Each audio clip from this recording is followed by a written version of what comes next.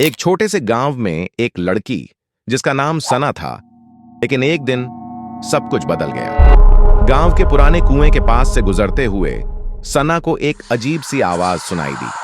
आवाज गहरी और रहस्यमयी थी, जैसे कोई उसके नाम पुकार रहा हो।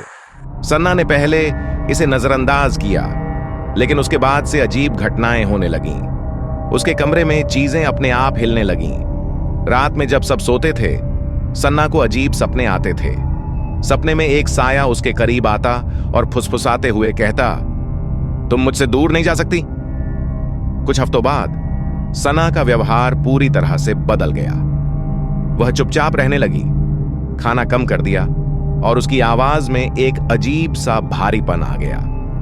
उसकी आंखें काली पड़ गईं और वह अपने परिवार से बात करते हुए कभी कभी किसी अजनबी की तरह बोलती।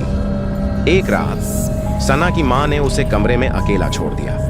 थोड़ी देर बाद उन्होंने एक जोरदार चीख सुनी। जब वह दौड़कर कमरे में पहुंची तो देखा कि सना हवा में झूल रही थी, जैसे किसी अदृश्य ताकत ने उसे उठा रखा हो। उसकी आवाज बदल चुकी थी।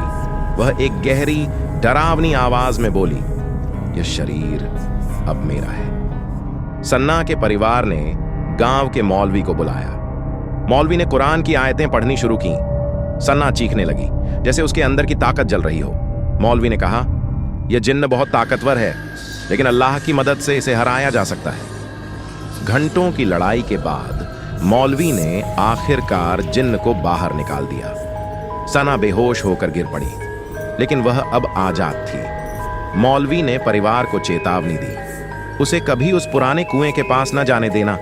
वह जिन्न अभी भी वहां है, अपनी अगली शिकार की तलाश में। क्या आप कभी किसी जिन्न के कब्जे की घटना के बारे में सुना है? हमें कमेंट्स में बताएं और ऐसी और कहानियों के लिए हमारे चैनल को फॉलो करें।